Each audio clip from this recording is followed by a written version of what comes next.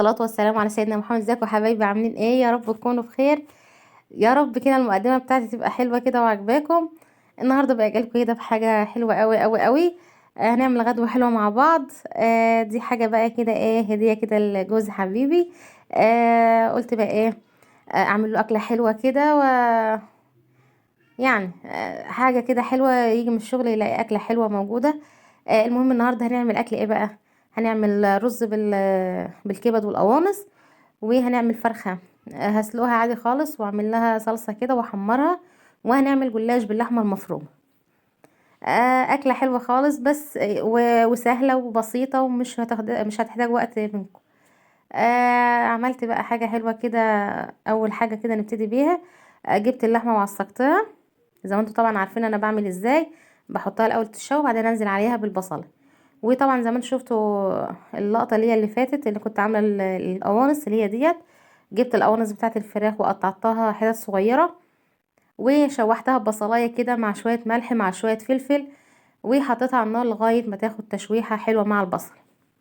دلوقتي خلاص اللحمه خلاص بدات تتشوح اهيت، ولونها غير. نزلت عليها بالبصله، وطبعا هنتبلها بقى زي ما انتم عارفين كل التوابل اللي انا بحطها. انا يعني طالما الاكله عاديه ما بحبش اكتر فيها التوابل قوي. هنسيبها بقى تتشوح شويه كده حلوين مع بعض، وهنجيب قرن فلفل حلو كده كبير وهنقطعه قطع صغيره على اللحمه والبصل، ونشوح كله في قلب بعضه زي ما انتم شايفين كده مع بعض. يعني قلت مش مستاهله بقى اقطعها واركنها، قلت ايه كله في قلب بعضه كده وعلى السريع يعني.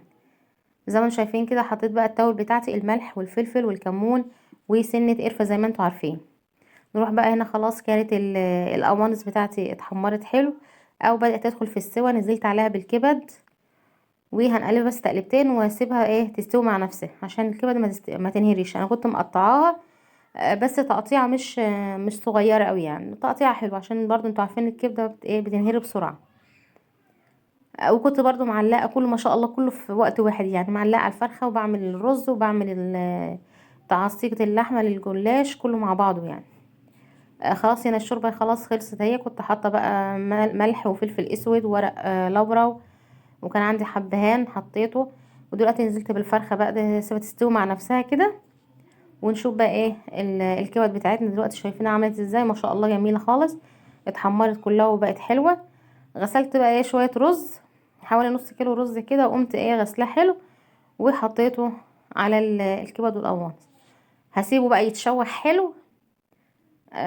تنيت نشوح فيه حوالي 5 دقايق كده ولا حاجه. وحطيت بقى طبعا الملح والفلفل الاسود اللي انا بحطه دايما في الرز زي ما انتم شايفين كده. ودي بقى سنة قرفة يا بنات. صراحة ما شاء الله كان طعمه خرافة. هنشوح بقى الرز كله مع بعضه كده حلو، يعني ياخد بقى من طعم الكبدة بالكبد وطعم البصل والبهارات اللي فيه. وحطيت عليه ورق لورا كمان اهوت. وهسقيه طبعا بالشوربة بتاعة الفراخ. ما شاء الله كانت الفراخ بدأت تستوي خالص اهوت. هناخد بقى من الشوربة ونسقي ايه الرز بتاعنا. كان لونه ما شاء الله جميل جدا وطعمه حلو قوي قوي قوي. بألف هنا على اللي كل.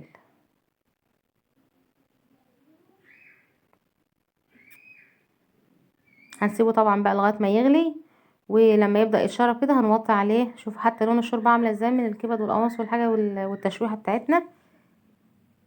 هنسيبه بقى لغايه ما يغلي خالص ويبدأ يتشرب كده الشوربه بتاعته، وهنوطي عليه ونسيبه لغايه ما يستوي.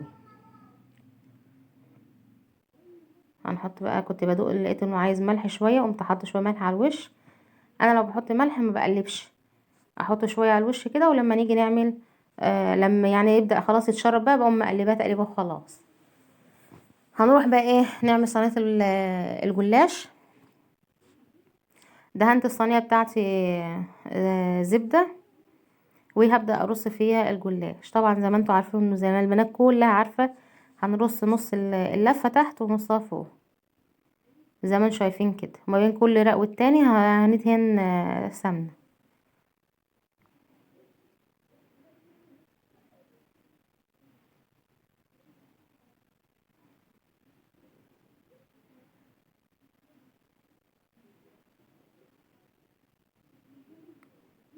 ما شاء الله. هو صراحة كان الاكل جميل جدا وطعمه حلو وكان يوم لذيذ كده وحلو. هنجيب بقى اللحمه المفرومه بتاعتنا بعد ما عصجناها. ما شاء الله حلوه خالص اهيت. انا النوبه دي بقى انا مش حاطه عليها طماطم، لان طبعا زي ما انتم عارفين الطماطم بتبقى سايل يعني. الصوص بتاع اللحمه المفرومه عليه طماطم بتبقى سايله شويه. فطبعا الجلاش مش زي المكرونه. المكرونه بتشرب السوائل اللي في اللحم. اما طبعا الجلاش هيبقى طري، لا انا ما بحطش عليه طماطم خالص، ومجرد البصل والفلفل الاخضر والتوابل اللي انا بحطها بقى زي ما انتم شايفين كده. هكمل بقى بقية الكمية كلها، ونعمله بقى الصوص اللي هنسقيه بيه وهنحطه في الفرن.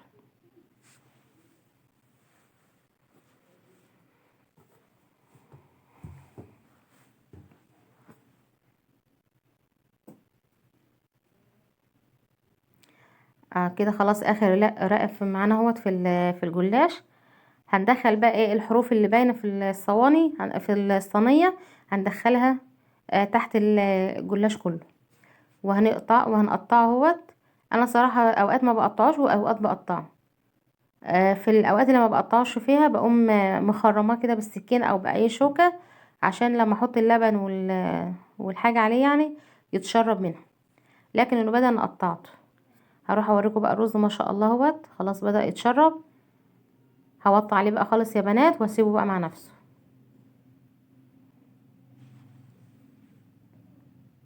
هو خلاص كان دخل في السوا، وطيت بقى عليه خالص وسيبته مع نفسه يستوي. كده جبت لبن، دول حوالي كوبايتين لبن. هنضرب عليهم بيضة وهنحط عليهم ملح وفلفل اسود، وهنضربهم مع بعض حلو وهنحطهم على الصينية بتاعتنا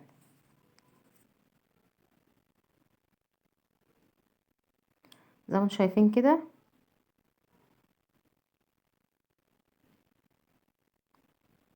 يا رب الفيديو يعجبكم، وتحطوا لي بقى لايك، ما تنسوناش في اللايك. هنسقي بقى كده صينيه الجلاش باللبن اللي احنا عملناه.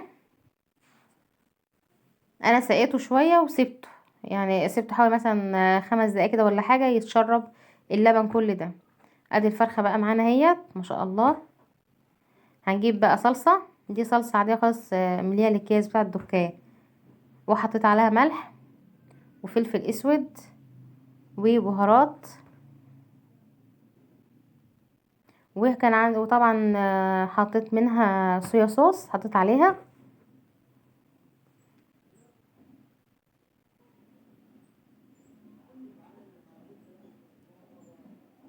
بوريكم بقى دلوقتي شكل الجلاش بدأ يتشرب اهوت. ما شاء الله الصلصة حلوة يعني صراحة. هي اكياس بس ما شاء الله كانت جميلة صراحة الصلصة دي. هنحط بقى شوية صويا صوص كده عليها، وشوية سمنة كده او زبدة، وهنقلب بقى كل الخليط ده مع بعضه زي ما انتم شايفين كده. وهحط عليها شوية خل صغيرين زي ما انتم شايفين كده. هنقلب بقى كل المكونات دي كلها مع بعض، وهندهن الفرخة بتاعتنا.